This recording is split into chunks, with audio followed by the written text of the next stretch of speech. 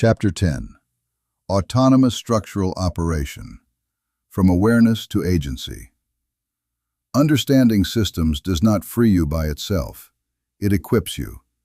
Freedom only appears when understanding becomes operational, when it changes how you move, how you choose, and what you refuse to internalize. Episode 4 was never about rebellion. It was about structural literacy. You learn to read environments as multipliers, to detect saturation before it turns into frustration, to map risk before collapse becomes visible, and to position leverage without provoking defense. You learn that most resistance is not proof that you are blocked. It is proof that you are mispositioned, overexposed, emotionally fused, or moving at the wrong velocity for the system's absorption capacity. But none of that matters if it stays theoretical. Agency begins when your attention stops being captured by the system's surface and starts tracking its mechanics. It begins when you stop reacting to hierarchy as if it is personal, and instead treat it as structure. It begins when you can hold your identity stable while the environment shifts around you. Most people are shaped by systems because they confuse participation with belonging. They attach self-worth to status signals, to access, to approval, to being seen as inside. Then every change in the structure becomes a change in the self. That is how systems gain psychological control without force. Autonomous operation is different. You can still participate fully, even intensely, but you do not fuse. You observe first. You decide what is worth your energy. You protect your attention. You keep your narrative coherent without oversharing it. You move with proportion, not with impulse. You stay calm under scrutiny, and you do not escalate just because you can. This chapter is the shift from knowing to operating. Not learning new concepts, but integrating the full doctrine into a single internal posture, clear, stable, and strategically quiet. In Sequence 2, we lock the core internal rule set that keeps autonomy intact under pressure. The internal rule set. Autonomous operation does not depend on external stability. It depends on internal rules that remain constant, regardless of environment. Without internal rules, you adapt emotionally. With internal rules, you adapt structurally. Most people enter systems without defining non-negotiables. They adjust behavior based on pressure, approval, and short-term gain. This produces drift. Drift weakens narrative coherence. Weak narrative coherence increases resistance over time. An internal rule set prevents drift. It answers questions before the system asks them. How much visibility will you accept? How much compromise is tolerable? What level of misalignment triggers repositioning? How much volatility can you absorb without destabilizing identity? If these thresholds are undefined, the system defines them for you. Autonomous operators decide exposure level in advance. They decide how much energy is allocated to growth versus maintenance.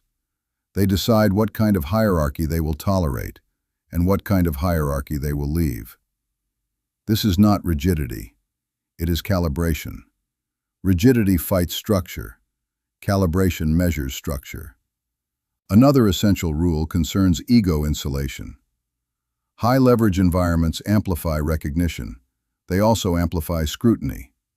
If your self-worth fluctuates with praise or criticism, your behavior becomes reactive. Reactive behavior increases friction. Internal rules stabilize response velocity.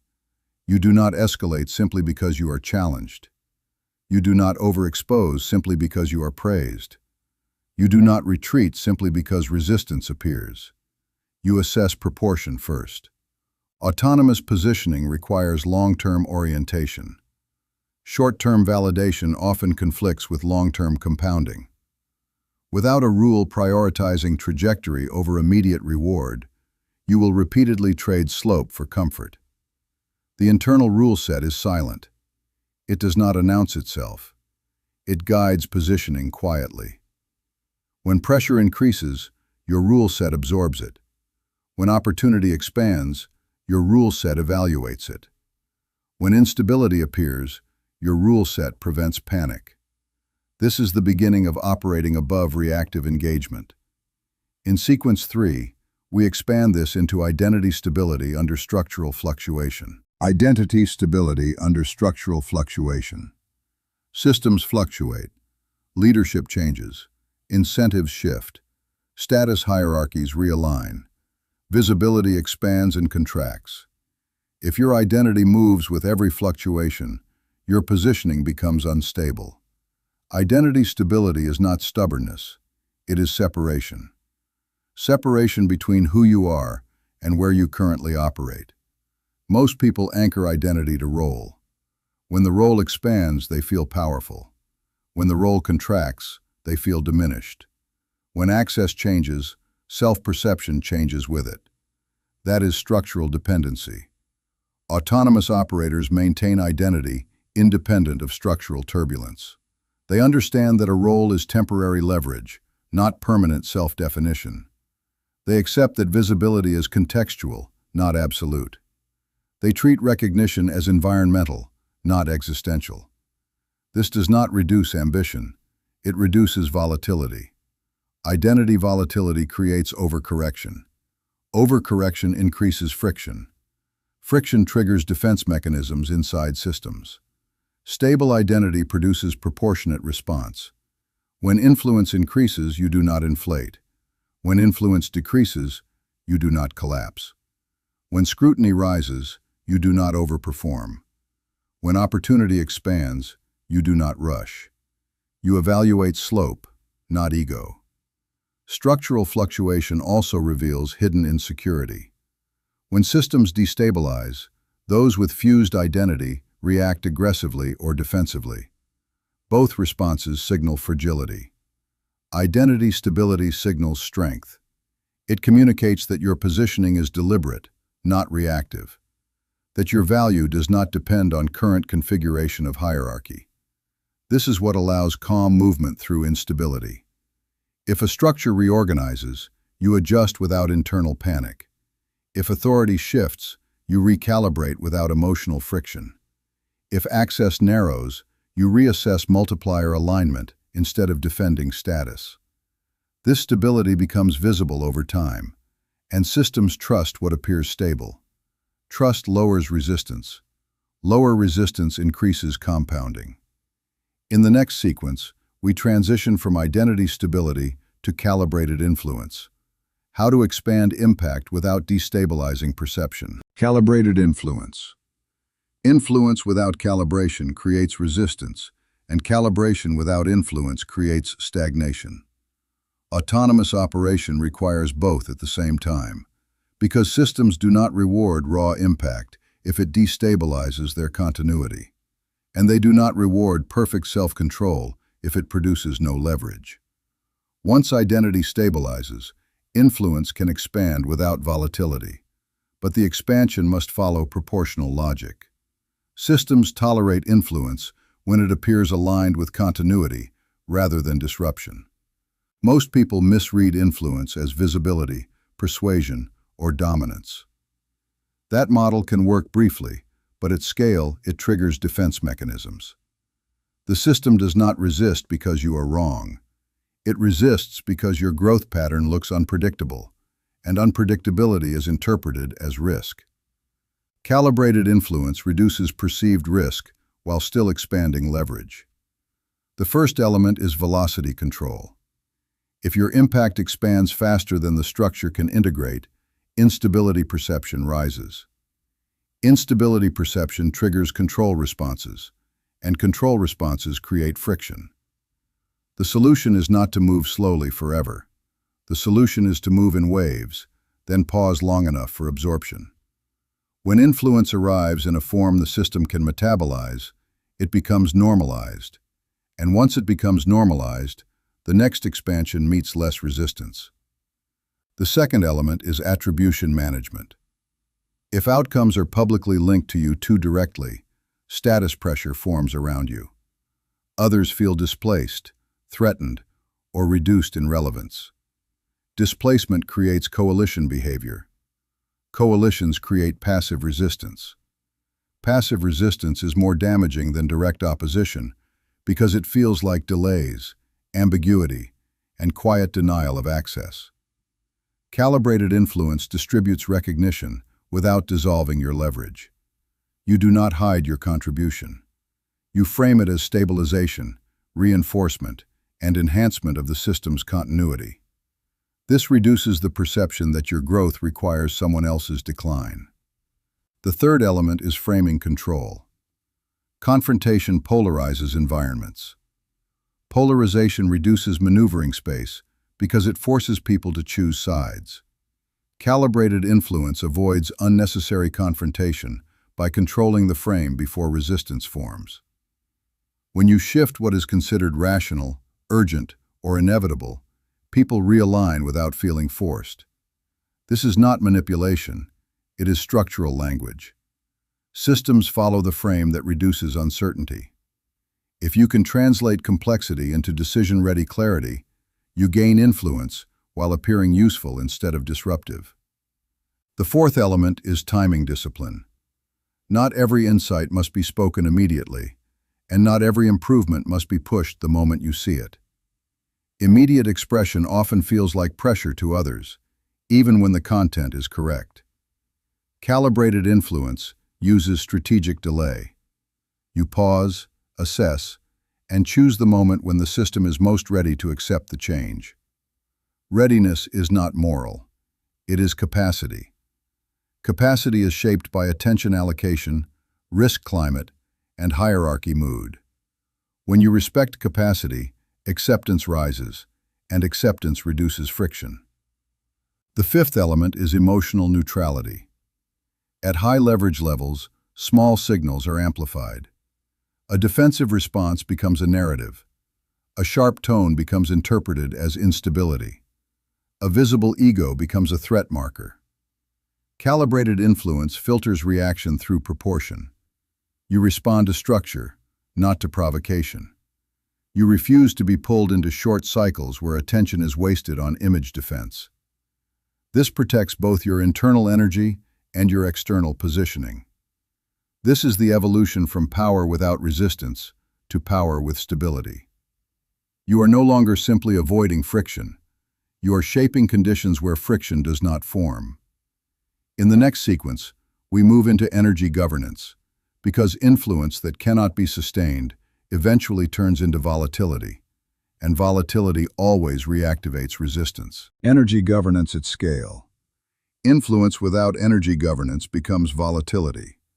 High leverage positions rarely fail because of lack of intelligence. They fail because internal capacity collapses. When internal energy destabilizes, external calibration degrades, timing becomes sloppy, tone becomes reactive, and resistance returns. Autonomous operation requires energy governance as seriously as it requires structural literacy. Most people treat energy as mood. If they feel motivated, they think they can scale. But scale is not powered by motivation. Scale is powered by regulated expenditure across long arcs. High-leverage environments amplify everything, including fatigue. Decision density rises. Social signal intensity increases. Responsibility expands. Scrutiny becomes continuous. If your energy allocation stays reactive, you will burn capacity on low-leverage stimuli and arrive depleted to high-leverage moments. Energy governance begins with attention discipline. Attention is the first expenditure. Where attention goes, identity follows. If attention becomes fragmented across noise, decision clarity declines. Declining clarity creates friction because misjudged timing or tone triggers defensive responses that were avoidable. Autonomous operators treat attention as capital. They decide what deserves cognitive bandwidth. They refuse to let urgency be defined by external noise. They ask whether an issue affects trajectory or merely agitates ego. The second layer is exposure regulation. High leverage increases visibility. Visibility increases expectation. Expectation increases pressure. If exposure is unmanaged, the system consumes your time faster than your architecture can metabolize it. Exposure regulation means you choose when to be central and when to be peripheral. Constant presence is not influence. Sometimes strategic absence increases stability, creates scarcity, and reinforces the perception that you are not driven by attention hunger. That perception reduces control pressure around you. The third layer is decision pacing. Fast decisions create momentum, but increase error probability. Slow decisions preserve precision, but can signal hesitation. Energy governance balances pacing relative to structural climate. In volatile climates, slower calibration prevents cascade errors. In stable climates, timely decisiveness increases slope. The key is not speed.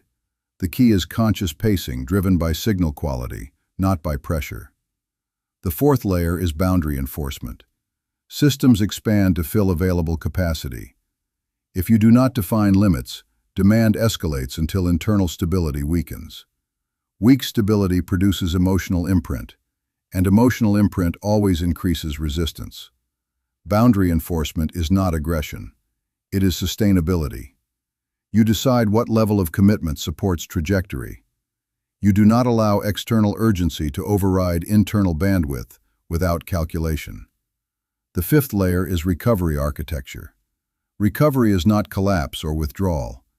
It is deliberate decompression that preserves cognitive sharpness. Without recovery, judgment degrades gradually. Gradual degradation produces small misreads.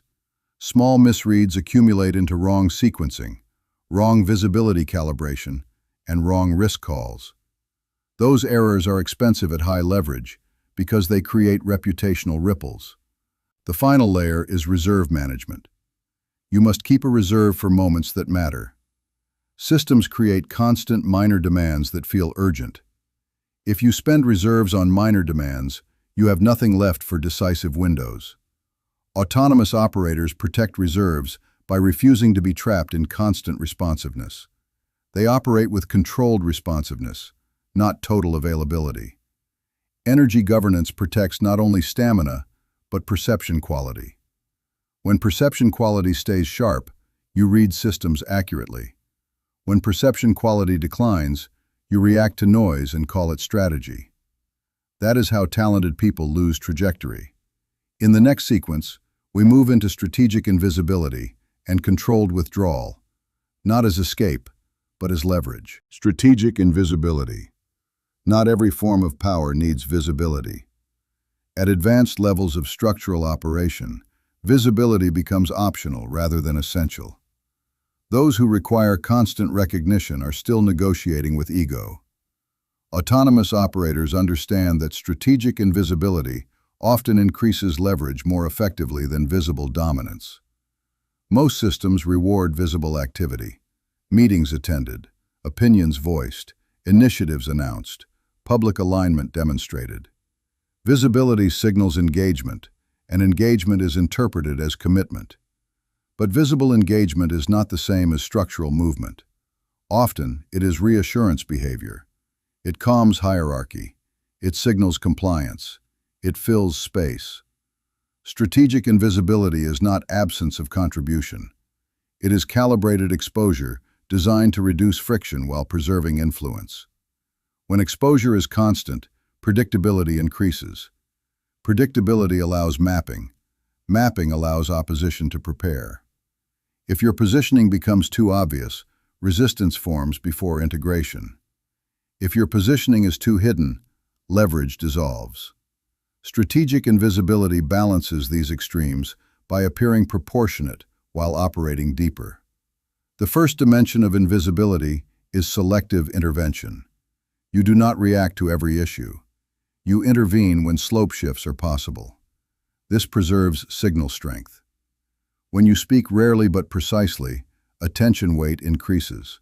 When you speak constantly, your signal blends into background noise. The second dimension is ego insulation. High visibility environments create status pressure. When status pressure builds around you, others feel displaced. Displacement creates coalition behavior. Coalitions create quiet resistance. Quiet resistance is more expensive than open opposition because it operates through delay, ambiguity, and subtle denial of support. Strategic invisibility lowers perceived displacement. You allow surface credit to distribute naturally. You strengthen the system's continuity rather than centering personal brand. This reduces defensive clustering and preserves maneuvering space. The third dimension is emotional opacity. If others can map your triggers, they can control your tempo. Visible frustration, visible hunger for recognition, visible rivalry. These create leverage points against you. Emotional neutrality is not suppression. It is signal discipline. You express proportionately. You do not leak internal recalibration through reactive tone. The fourth dimension is saturation awareness. Systems have absorption limits. When your influence expands too rapidly, absorption capacity weakens. Weak absorption increases monitoring. Monitoring increases friction. Strategic retreat at the right moment prevents saturation spikes. Temporary withdrawal preserves long-term integration. This is not fear of scale. It is structural pacing. The fifth dimension is timing asymmetry. When others compete for visibility cycles, you may step outside the immediate contest. Let cycles burn themselves out. Let tension peak without your attachment. Then re-enter when volatility stabilizes. Entering at stabilization points increases perceived reliability. The sixth dimension is long arc positioning. Visibility often anchors people to specific roles. Invisibility allows reconfiguration without public resistance. If you intend to pivot, reposition, or expand laterally, reduced visibility during transition lowers friction. People resist visible shifts more than quiet evolution. Strategic invisibility, therefore, protects optionality. Optionality increases leverage. Leverage increases compounding. It also protects internal stability. Constant performance drains reserves. Reserves are required for decisive windows. If you expend them maintaining visibility, you will lack them when structural openings appear.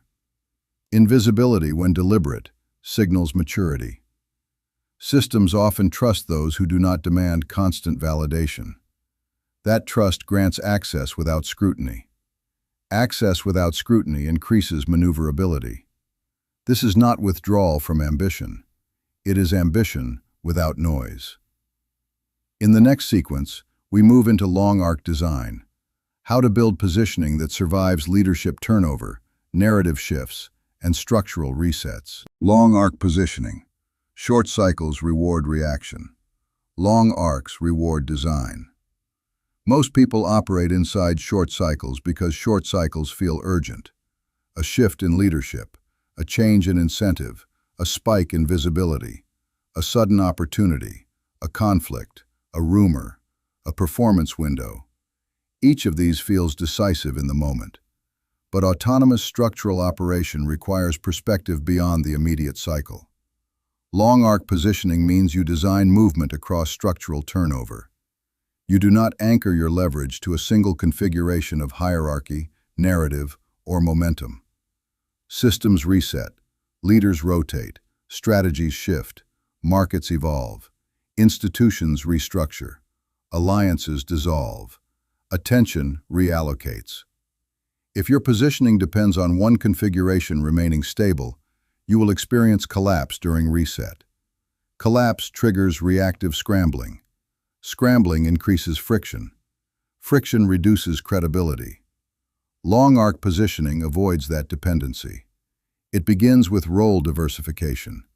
You do not tie your entire leverage to a single function. You expand competence laterally before structural necessity forces you to. This reduces the shock of transition. When reset arrives, you reposition fluidly because your architecture was built for multiple entry points. The second element is narrative elasticity. Systems operate on stories about who does what and why. If your narrative is rigid, reset destabilizes it. If your narrative is elastic, you can reinterpret continuity without appearing inconsistent. Elasticity is not deception. It is depth. When your identity is not fused to a narrow story, you can evolve while preserving coherence. The third element is relationship layering. Most people build relationships for current gain. Autonomous operators build relationships for structural resilience. They connect across levels, not just upward. They maintain cross-structural bridges. They cultivate trust without dependency.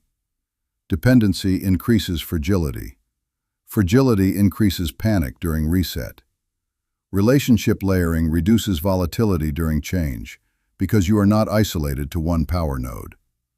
The fourth element is capability stacking. You invest in skills that remain valuable regardless of configuration. Communication clarity, pattern recognition, decision discipline, energy governance. These are portable. They survive structural turnover. When portable capabilities dominate your leverage profile, reset becomes opportunity rather than threat. The fifth element is detachment from temporary highs. Rapid ascent can create illusion of permanence. Permanent illusion increases overconfidence. Overconfidence reduces recalibration. When reset occurs, the fall feels personal. Autonomous operators treat ascent as slope, not destination. Slope continues beyond peaks. The sixth element is exit optionality.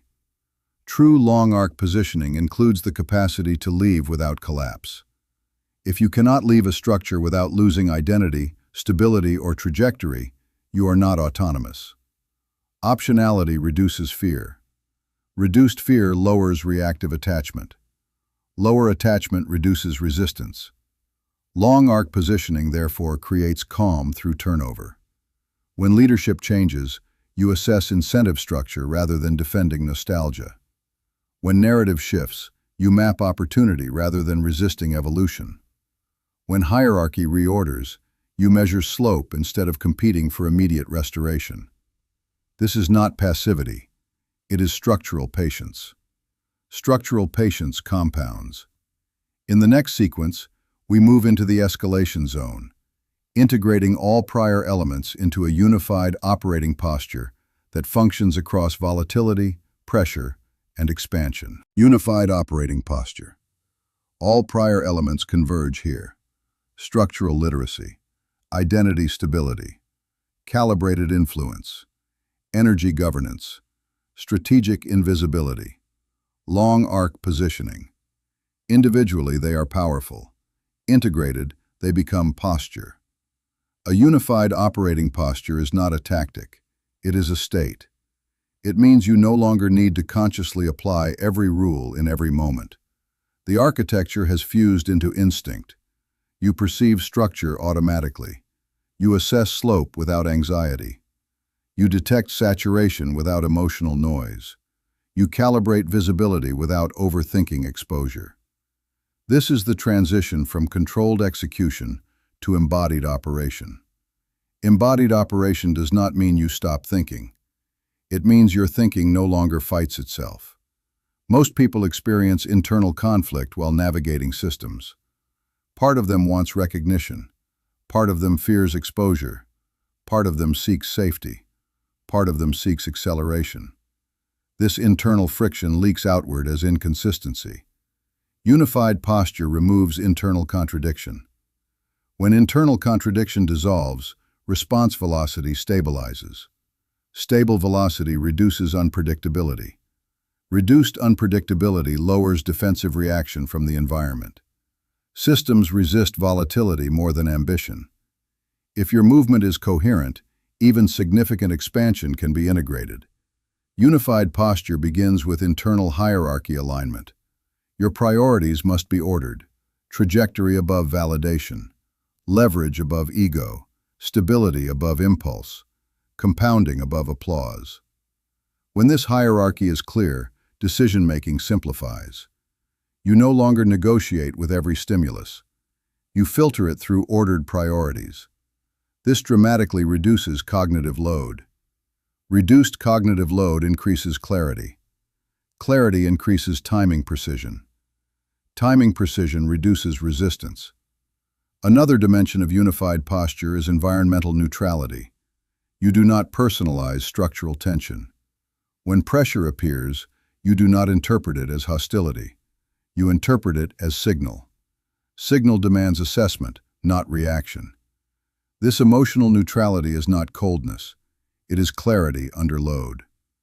Clarity under load creates authority without aggression. Authority without aggression invites trust. Trust expands maneuvering space.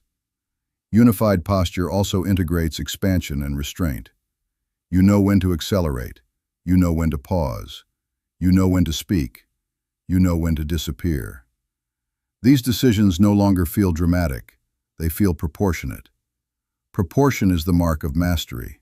Excess reveals insecurity. Deficiency reveals fear. Proportion reveals alignment. When posture stabilizes, you stop oscillating between overexposure and withdrawal. You stop chasing visibility. You stop resisting invisibility.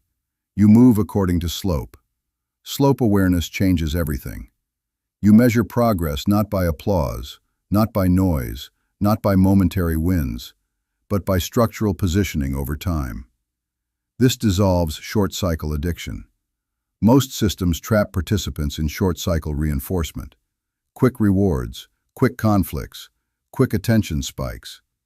Unified posture refuses that trap. You operate across cycles, not inside them. This does not make you passive. It makes you directional. Directional operators shape slope without announcing revolution. Another critical shift occurs here. Fear diminishes. Not because risk disappears, but because dependency decreases. When your architecture is portable, when your identity is stable, when your energy is regulated, when your influence is calibrated, when your positioning is long arc, you are no longer psychologically dependent on a single structure. Reduced dependency increases composure. Composure reduces mistakes. Fewer mistakes reduce resistance. This creates positive feedback. Unified posture therefore produces self-reinforcing stability. And stability, paradoxically, increases power. Not loud power, not theatrical power, stable power. Power that does not require performance. Power that does not require validation. Power that does not escalate unnecessarily. This is the beginning of autonomous structural operation in its mature form. In the next sequence, we translate this posture into external perception management under volatility. Perception control under volatility. Volatility exposes architecture. When environments destabilize, surface-level operators react. Deep operators recalibrate. The difference is not intelligence. It is structural distance. Perception control under volatility does not mean manipulating others.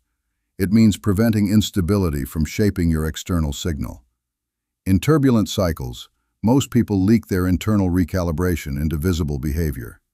Tone shifts, pace accelerates, attention fragments. Their micro-adjustments become visible, and visibility invites scrutiny. Scrutiny increases resistance. Autonomous operators reduce visible oscillation. Volatility typically produces three environmental distortions: urgency distortion, narrative distortion, hierarchy distortion. Urgency distortion compresses decision cycles. Everything feels immediate. Delay appears dangerous. Quick reaction is rewarded socially. But urgency often masks incomplete signal data. When you react at compressed speed, you inherit risk created by incomplete information. Perception control begins with deceleration. You do not mirror environmental panic. You widen your internal assessment window. You ask whether urgency is structural or psychological. Structural urgency has measurable downstream impact. Psychological urgency feeds on attention cycles. By distinguishing the two, you preserve credibility. Narrative distortion emerges when events are reframed emotionally. During volatility, stories amplify extremes. Leaders are suddenly incompetent or heroic. Institutions are collapsing or transforming. Dramatic framing narrows nuance. If you attach identity to narrative spikes, your positioning becomes erratic. Perception control requires narrative neutrality. You analyze incentive structure, not storyline intensity. You identify which actors benefit from the current framing. You separate symbolic noise from structural signal. This prevents overcorrection. Hierarchy distortion occurs when authority structures shift rapidly. Individuals overcompensate. Some escalate dominance, others retreat defensively. Both reactions broadcast instability. Autonomous operators maintain posture.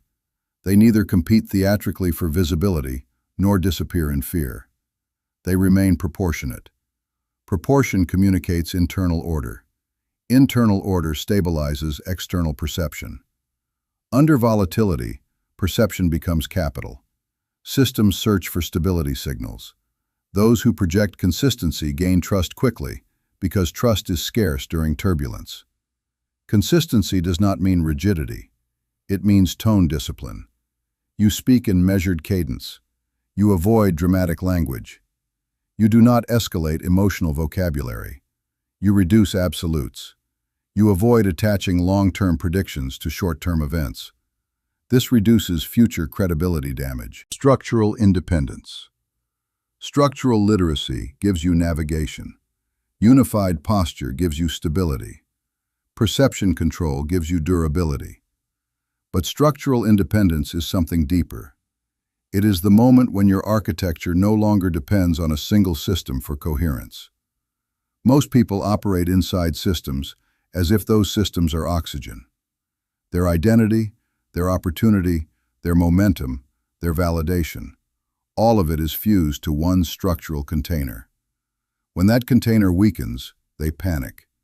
When it strengthens, they inflate. This is dependency. Structural independence does not mean isolation. It does not mean refusing participation. It means that participation is chosen, not required. The first shift toward independence is leverage diversification. If all your compounding depends on one node, one hierarchy, one institution, one network, one market, you are structurally fragile. Even if you appear powerful inside that node, your architecture is narrow. Autonomous operators widen leverage pathways before crisis forces them to. They cultivate optional revenue streams. They maintain cross-system relationships. They build portable reputation. They develop skills that remain valuable, independent of configuration. This does not weaken focus. It increases resilience. Resilience reduces fear. Reduced fear stabilizes posture. The second shift is validation detachment. Systems reward external affirmation. Titles, metrics, access, recognition. When these are removed, many operators collapse internally because they have outsourced self-measurement to the environment. Structural independence restores internal measurement. You evaluate trajectory by slope and compounding, not applause. You assess decisions by alignment with architecture, not reaction from audience. When validation detaches, pressure reduces. Reduced pressure improves clarity. Clarity improves sequencing. This alone dramatically reduces resistance cycles. The third shift is exit capacity. If you cannot leave a structure without catastrophic identity disruption, you are not independent. You are embedded. Embedded operators defend systems even when misaligned because exit feels like annihilation. Independent operators assess misalignment calmly. If alignment deteriorates beyond recovery, they transition without emotional collapse. This does not mean reckless departure. It means psychological readiness. Psychological readiness changes negotiation power. When systems sense that you are not trapped, they recalibrate how they treat you. Dependence invites pressure. Optionality invites respect. The fourth shift is narrative sovereignty. Many operators unconsciously adopt the dominant narrative of the system they inhabit. Over time, their thinking narrows. Their perspective shrinks to internal logic of the environment. When that environment resets, they struggle to reinterpret events because their mental architecture became localized. Structural independence preserves external vantage points.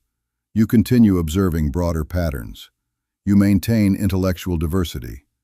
You expose yourself to perspectives beyond your current container. This prevents cognitive enclosure. Cognitive enclosure increases fragility. Narrative sovereignty increases adaptability. The fifth shift is emotional non-attachment to rank. Rank fluctuates. Influence rises and falls. Structural resets reorder hierarchy. If rank becomes personal identity, volatility becomes personal trauma. Independent operators treat rank as temporary positioning. They neither inflate during ascent nor collapse during descent. This emotional equilibrium reduces visible instability. Visible instability invites exploitation. The sixth shift is compounding over cycles. Short-cycle operators chase momentary peaks. Independent operators invest in slow accumulation. They measure decade arcs, not quarter spikes. When cycles reset, slow accumulation survives. When volatility rises, compounding stabilizes. This produces gravitational pull. Systems eventually orbit those whose architecture outlasts turbulence. The seventh shift is internal coherence. When leveraged diversification, validation detachment, exit capacity, narrative sovereignty, emotional equilibrium, and long-cycle compounding align, you no longer depend on environment for structural coherence. Your architecture becomes portable. Portability changes behavior. You negotiate differently. You decide differently.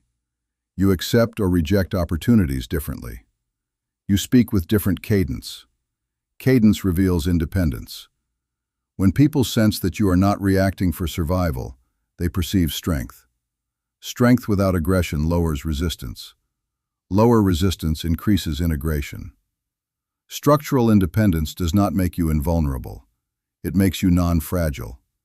Fragile structures shatter under volatility. Non-fragile structures flex. Flexibility with coherence is the mark of advanced operation. This is not rebellion. It is quiet sovereignty. In the next sequence, we move from independence to integration, consolidating architecture into a single operational doctrine. Operational doctrine. Independence without doctrine dissolves under pressure. You can diversify leverage. You can detach from validation. You can cultivate optionality. You can stabilize identity. But without an internal doctrine that integrates all layers, stress fractures reappear when volatility intensifies. Doctrine is not ideology. It is decision architecture. It is the invisible filter through which every opportunity, threat, alliance, and expansion attempt is evaluated. Most operators function tactically. They respond to stimuli. They adapt to context. They improvise inside constraint. Improvisation is powerful, but without doctrine, improvisation becomes inconsistency under scale. Operational doctrine eliminates internal negotiation. It does not eliminate flexibility. It eliminates contradiction. Doctrine answers three silent questions before you ever face them. What do you protect first? What do you sacrifice first? What do you refuse regardless of gain? Without predetermined answers, pressure decides for you. Pressure magnifies short-term incentives. It amplifies fear of loss. It exaggerates urgency. If doctrine is undefined, you drift toward immediate relief instead of structural alignment. Operational doctrine is built from prior architecture. Structural literacy defines how you see environments. Identity stability defines how you see yourself within them. Calibrated influence defines how you expand. Energy governance defines how long you can sustain expansion. Strategic invisibility defines how you manage exposure. Long arc positioning defines how you survive resets. Structural independence defines how you avoid fragility. Doctrine integrates all of these into one stable posture. When an opportunity appears, doctrine asks, does this increase slope or only noise? When conflict appears, doctrine asks, does engagement preserve leverage or merely defend ego? When hierarchy shifts, doctrine asks, does this change trajectory or simply configuration? This removes emotional turbulence from decision-making. Emotional turbulence is expensive at scale. Another dimension of doctrine is temporal hierarchy. Short-term wins can sabotage long-term compounding. Doctrine orders time horizons. Immediate benefit never overrides structural trajectory. This discipline is rare because most systems reward visible short-cycle wins. Doctrine allows you to accept temporary invisibility if it preserves slope. This is why mature operators often appear quiet during spectacle. They are not inactive. They are filtering through doctrine. Doctrine also reduces cognitive overload. Without doctrine, every decision requires fresh evaluation.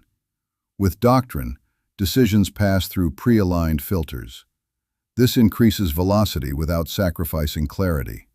Speed becomes structured, not reactive. Structured speed reduces resistance because your moves appear coherent rather than erratic. Another layer is reputational consistency. Doctrine stabilizes tone across cycles. Whether in growth, volatility, or reset, your posture remains proportional. This consistency builds long-term trust. Trust accumulates slowly but compounds deeply. Systems remember those whose alignment did not shift under pressure. That memory becomes leverage. Doctrine also protects against overexpansion. Ambition without doctrine accelerates until collapse. Doctrine enforces pacing. It asks whether capacity matches velocity. It asks whether exposure aligns with architecture. It asks whether diversification weakens focus. These questions prevent fragile growth. Fragile growth invites correction. Correction invites resistance. Doctrine reduces the need for correction. There is a final shift here. When doctrine stabilizes, fear declines further. Not because risk disappears, but because your reaction to risk is pre-aligned. You do not need to invent yourself under pressure. You operate from architecture, not improvisation. This creates calm and decisive moments. Calm shifts power dynamics silently. Those who remain stable during high-pressure transitions gain gravitational influence. Others look to them unconsciously for signal clarity. Gravitational influence is stronger than performative dominance. It does not demand attention. It attracts alignment. Operational doctrine therefore transforms structural independence into structural authority. Authority not imposed, authority inferred, authority sustained. This is not about control over systems. It is about control over self inside systems. And that is the only durable form of power. In the final sequence, we consolidate everything into closing integration and prepare the transition toward Episode 5, where architecture moves beyond structural navigation into expanded cognitive frameworks. Integration and continuation. Architecture is not something you announce. It is something you embody. By now, you understand the distinction between reaction and positioning, between visibility and leverage, between influence and calibration, between volatility and structure. Episode 4 was not about dominating systems. It was about operating within them, without being shaped by them unconsciously. You learn to read structure. You learn to stabilize identity. You learn to expand without triggering unnecessary resistance. You learn to regulate energy instead of burning through opportunity. You learn to disappear strategically instead of chasing attention. You learn to design long arcs instead of surviving short cycles. You learn to build independence instead of dependency. And finally, you integrated doctrine so that these layers no longer compete inside you. That is autonomous structural operation. But autonomy inside structure is not the final frontier. Structure is still external. Systems still surround you. Environments still define constraints. Episode 5 moves beyond this boundary.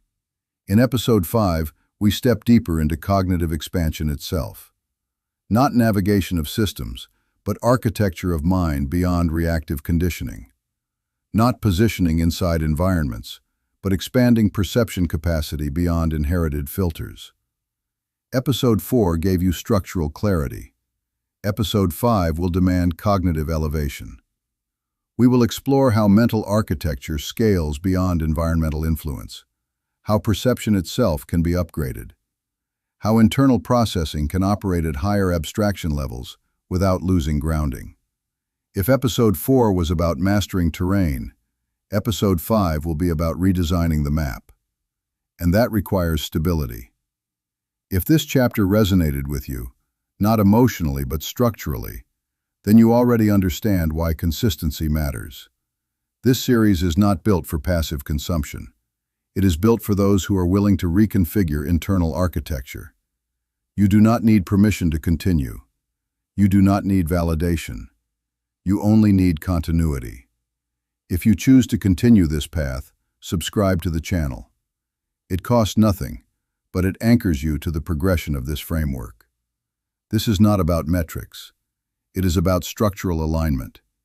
Each episode builds on the previous one. Each chapter compounds. And those who follow the full arc will see patterns that casual viewers miss. There is no urgency here. There is no countdown. There is only trajectory. Episode 5 will not repeat what we built. It will expand it. And expansion without structure collapses. So carry this posture with you. Operate quietly. Observe precisely.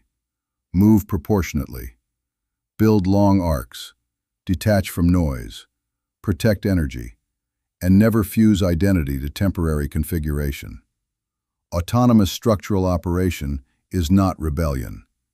It is coherence under complexity. We move forward from here.